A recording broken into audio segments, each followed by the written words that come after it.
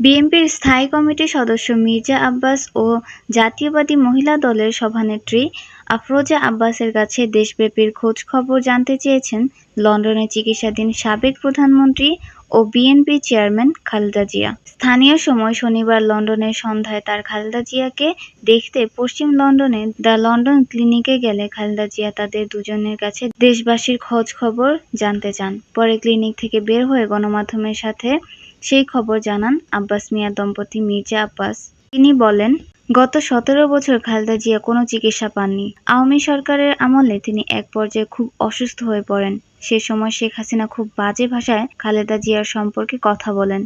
তবে তিনি এখন ভালো আছেন। তার পরীক্ষা-নিরীক্ষা চলছে। আমি আশা করছি খুবই দ্রুত তিনি পুরোপুরি সেরে উঠবেন। তিনি বলেন, বিশ্বের সেরা ডাক্তারের অধীনে খালেদা জিয়ার চিকিৎসা চলছে। তার মানসিক অবস্থা বরাবরই ভালো ছিল। এখন তিনি আরও ভালো আছেন। তিনি অনেক শক্তিশালী আছেন। আমরা তার সঙ্গে রাজনৈতিক কোনো কথাবার্তা বলিনি। কেবলমাত্র স্বাস্থ্যের কথাই জিজ্ঞেস করেছি। তবে তিনি আমাদের জিজ্ঞেস করেছেন দেশের মানুষের কেমন আছে, দেশের বর্তমান অবস্থা কী।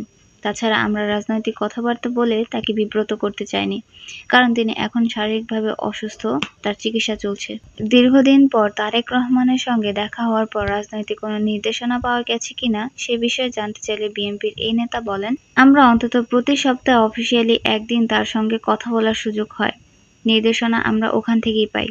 তবে এখন এই মুহূর্তে কোনো রাজনৈতিক নির্দেশনা পাইনি। আফরোজা আব্বাস বলেন, তিনি আমাকে জিজ্ঞেস করেছেন নাতি-নাতনিরা কেমন আছেন, দেশের বর্তমান অবস্থা কী, মহিলা দলের সবাই কেমন আছেন, দেশের মানুষ কেমন আছেন, এসবই তিনি জিজ্ঞেস করেছেন। আমরা আশা করছি তিনি অচিরেই সুস্থ হয়ে দেশে ফিরবেন। এ সময় আরও উপস্থিত ছিলেন যুক্তরাজ্য বিএনপির সভাপতি ও চেয়ারপারসনের উপদেষ্টা এম এ মালেক ও সাধারণ সম্পাদক কয়সর এম আহমেদ সহ অন্যান্যরা।